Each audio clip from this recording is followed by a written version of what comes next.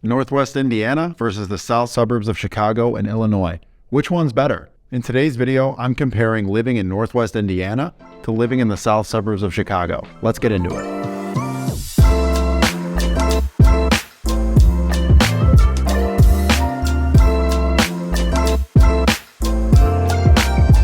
Anecdotally, it appears people are leaving Illinois for Indiana in droves. I talked to a lot of people that have elected to move to Indiana versus Illinois due to various reasons. Prospectively, they're leaving for Indiana for lower cost of living, lower crime rates, lower taxes, bigger house for their money, etc. In today's video, I'm going to break down and compare some of the fundamental topics when it comes to choosing a place to live.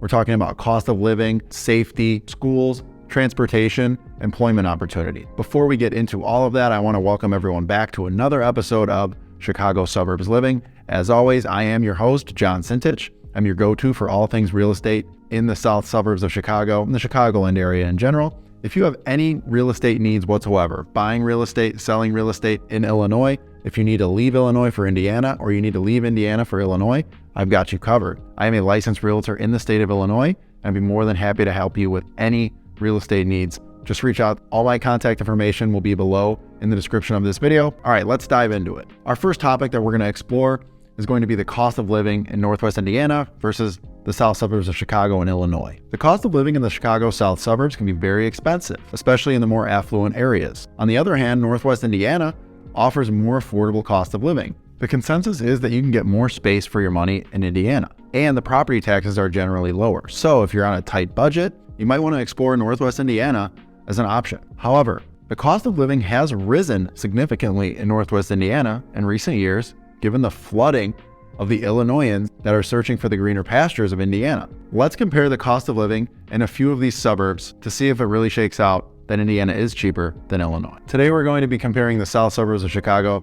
We're going to do Tinley Park, Orland Park, Frankfort, and New Lenox, some of the top south suburbs of Chicago and Illinois, and some of the top destinations for people in Indiana. So we're going to look at Dyer, St. John, Crown Point, and Valparaiso. Let's look at Dyer's cost of living. So Dyer has a cost of living index of 98.6%, which is below the national average, which is great. The national average is going to be 100, and you're going to see Dyer at 98.6. They have lower groceries, lower health care, lower transportation costs. Compared to Orland Park, Illinois, the cost of living there, 111.4, so significantly higher than the national average, brought up by housing and transportation costs. And you can see here the median sales price of a single family home in Orland Park is right around $300,000. So if we take Dyer, for instance, the median single family home in Dyer, it's actually considerably higher than Orland Park at $359,000. So you have lower cost of living in Dyer, but you also have higher median sales price of single family homes, which has been driven up in the recent years since the onset of the pandemic. A lot of people leaving Illinois for Dyer, Indiana. Their construction just can't keep up with the amount of demand for people leaving for Dyer. So you're seeing those prices skyrocket. Now, factor in much lower property taxes in Dyer, and it likely offsets your monthly payment because you have such lower property taxes every month that it probably doesn't hurt you as much, even though you paid a little bit more for the house. Now let's look at Crown Point, Indiana. Cost of living is 97.2%, once again below the national average. You can see all of these items that bring it down: groceries, miscellaneous, healthcare, median housing costs, all bringing this number down. Whereas compared to a place like Tinley Park, Illinois, the cost of living there is 103.5, so again, above the national average, all brought up by median sales price of single family homes, transportation, and miscellaneous. And you can see the median sales price of single family homes in Crown Point, much lower than Dyer. It's at $290,500 compared to Tinley Park, $286,000. So right around the same price. So if you can get a house in Crown Point versus Tinley Park right around the same price with lower taxes, lower cost of living, it might shake out better for you if you're on a budget to look at Crown Point. You might get more for your money there. Now let's look at Valparaiso, Indiana versus maybe a place like New Lenox, Illinois. So the cost of living in Valparaiso is right around the national average of about 100. What brings up Valparaiso is going to be transportation. That has got to be likely to a lot of Chicago-based families living in Valparaiso, probably commuting to work. So pre-pandemic, this is a huge issue for Valparaisoans. I'm assuming that's how you say Valparaisoans. Valparaisoans. Shout out in the comments if I completely butchered that. If you know the correct way to say Valparaisoans, just let me know and I'll correct it.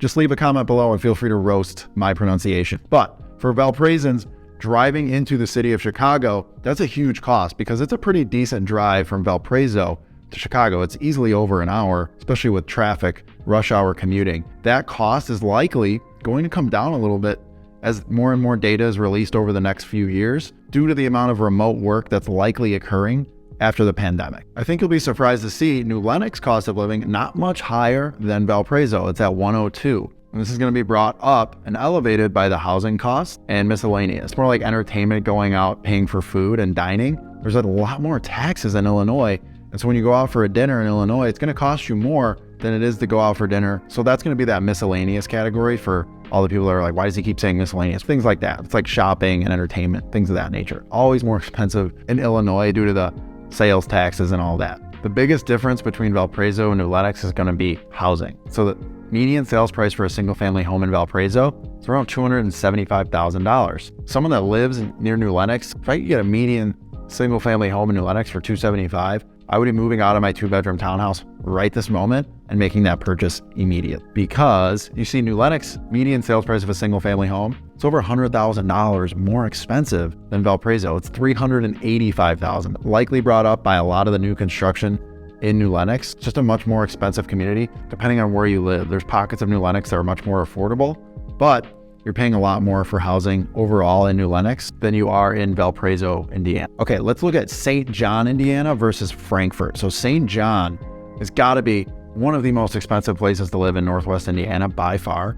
Cost of living is 107.2. So a lot of people moved to St. John from Illinois, drove up those costs of living. What's weighing heavily on the cost of living in St. John is the housing prices and transportation. We'll get into the housing costs in just a second here. Well, let's look at Frankfort's cost of living index as well. Frankfort's actually slightly less than St. John for a cost of living index of 106. It's right around the same. Also significantly elevated by housing and the miscellaneous costs that we talked about earlier, eating out, dining, shopping, etc. Now let's look at these surprising numbers for housing costs in St. John. Median sales price of a single family home, $480,000. That's a lot more than you would expect. But here we are, we're looking at huge increase in sales price over the years in St. John. If we look at Frankfort's median sales price, it's $460,000. So it's actually $20,000 less. So one of the most expensive places to live in Illinois, Frankfort, is actually cheaper on paper than St. John if you look at housing costs and cost of living. I'm sure those property taxes in St. John help that monthly payment on your mortgage, but you're paying so much more for a home in St. John. Obviously, these homes are beautiful. There's a ton of great new construction homes in St. John. They're building a ton of nice communities out there, but you're going to pay a pretty penny for it. Now, when we look at the data overall, we can see that Indiana still has the edge for sure with regard to cost of living over Illinois. You just have to pick and choose carefully where you're going to live if you're going to choose Indiana, because if you look at a place like St. John, you're going to be spending a ton more money than you would if you looked at a place maybe like Dyer, Crown Point, or Valparaiso. Just something to keep in mind for when you're actually making that search. Okay, before we get into schools and education, I want to remind you, if you're getting any value from this video whatsoever, please do me a huge favor, hit the like button, subscribe to my channel. Every week I put out more content, all things living, playing, staying in the south suburbs of Chicago and Illinois. So if this is helpful for you, I have a lot more content just like this. Would really appreciate you subscribing. All right, now let's get into education. Okay, let's talk about schools. Both the south suburbs of Chicago and Illinois and Northwest Indiana have a number of great schools, including public and private. However, the edge is definitely going to go towards Illinois. If you're looking for top rated schools, the south suburbs of Chicago and Illinois have some of the best schools in the state. Many of the schools in the South are consistently in the top 50 of the entire country. For example, Lincoln Way Community High School, which encompasses Frankfort, some areas of Tinley, and then New Lenox, they're in the top 50 of the entire nation, not just the state, of the entire nation. And Illinois has at least 5 schools in the top 50 of the entire nation as well. They have a ton of great school districts, and the edge is definitely going to Illinois. Whereas Indiana doesn't measure up quite as well. They have 1 school in the top 50 for the entire nation, and it's not anywhere near St. John, Dyer, Valparaiso, or Crown Point. The edge on education goes to Illinois. When it comes to safety, both the south suburbs of Chicago and Northwest Indiana both have their challenges with crime spilling over from the city of Chicago into these various areas. However, statistically, the south suburbs of Chicago and Illinois, specifically New Lenox, Orland Park, Tinley Park, and Frankfort, have lower crime rates than St. John, Dyer, Crown Point, and Valparaiso. Now, of course, other south suburbs of Chicago have higher crime rates for sure. We're not comparing those today. Each suburb is different and they have their own crime statistics, but for the sake of time and for today's video, these are the suburbs we're comparing. But yes, certainly other areas of the south suburbs of Chicago have much higher crime rates than these suburbs in Indiana and the south suburbs of Chicago that we're talking about right now. And while I'm talking here, we'll just throw this data up on the screen so you can see it. All of the south suburbs of Chicago that we're talking about today have at least an A- crime rating, whereas some of these areas has a B+ for violent crime rates. And that's kind of really what we want to focus on is violent crime, because you see an A for St. John, so that's good. And you also see a C+ for Dyer as far as violent crime breakdown. Whereas Frankfort, you have an A- for violent crime, you have an A for New Lenox as far as violent crime goes, A- for Tinley Park, and an A- for Orland Park. Definitely something to consider there, and also surprising data that I was shocked by when I dug up the numbers. Again, we're looking at A's and B's here for violent crime, so overall I think you can sleep well at night living in any of these places, but statistically the edge for crime has to go to the south suburbs of Chicago and Illinois. Let's talk about things to do. As far as things to do in Northwest Indiana and the south suburbs of Chicago and Illinois, they're both very similar. You have hiking outside, visiting parks, attending outdoor festivals and things like that, hiking in forest preserves, golf, biking. These are the kinds of things you're going to be doing in Northwest Indiana or the south suburbs of Chicago and Illinois. They both also have great access to downtown Chicago, where in Illinois, the transportation actually is much better to go into the city, where you have tons of metro stations dotted throughout the suburbs. In Indiana, there's not many train stations that you can hop on that'll take you downtown. So you definitely need a car to travel from Indiana into downtown Chicago. Whereas in Illinois, you have a few more options at your disposal. With Indiana, you also have some nicer Lake Michigan activities, like the Indiana Dunes is a beautiful spot. But overall, as far as things to do, it's going to be about even between the south suburbs of Chicago and Northwest Indiana. You go out to eat, you go hiking outside, you go walk outside, you take your kids to the park, you play golf, it's pretty much the same.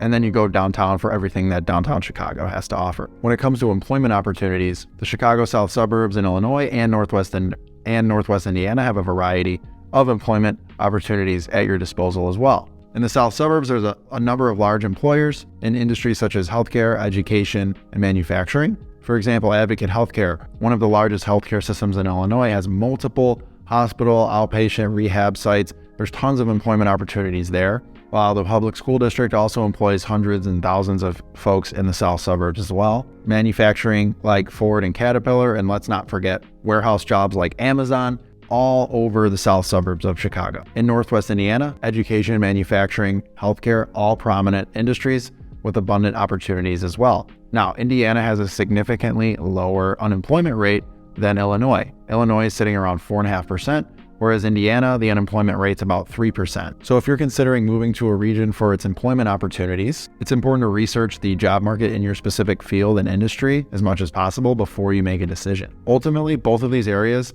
are connected to a massive market in Chicago, and likely a lot of are going to be working based out of that area. And we have a lot of remote work these days, so it's not as important to live in a certain area for your employment as it was pre-pandemic. But if you're working for an employer that requires you to go into the office at least 3 times a week, you definitely want to live within a reasonable driving distance from downtown Chicago if that's where your office is based out of. Ultimately, the edge doesn't really go either way. It's about equal because both of them are in close relation to downtown Chicago. Now, I will say, and this is something I won't go into too much detail about because I don't have enough information, there is a tax to live in Indiana and be employed in Illinois. I don't know how much it is, but if you live in Indiana and you pay an extra tax because you're employed in Illinois and you live in Indiana, drop a comment below. It'll be super helpful for all the viewers to know what is that actual tax rate? How much are you paying, whatever it is, per month or per year to work in Illinois and get paid in Illinois but live in Indiana? How much is it? Is it enough to where it makes no sense to live in Indiana, or is it not so much where it doesn't really a huge impact on your bottom line, so it still makes sense to live in Indiana and work in Illinois? Please, if you're aware, drop a comment below. In conclusion, both the Chicago south suburbs in Illinois and Northwest Indiana have their pros and cons. If you're looking for much more affordable living, Northwest Indiana might be a place that you want to explore because it definitely has lower cost of living. However, if you're looking for top-rated schools and a little bit lower crime rates, the south suburbs of Chicago might be worth paying that extra money every month on your monthly payment for your mortgage and paying more for a house, if those things are much more important to you. Either way you slice it, I can help you. If you need to move to Indiana, please reach out to me. I can absolutely help you. If you need to purchase or sell your home in Illinois, again, I'm more than happy to help. We hope you enjoyed this video, and we'll see you on the next one.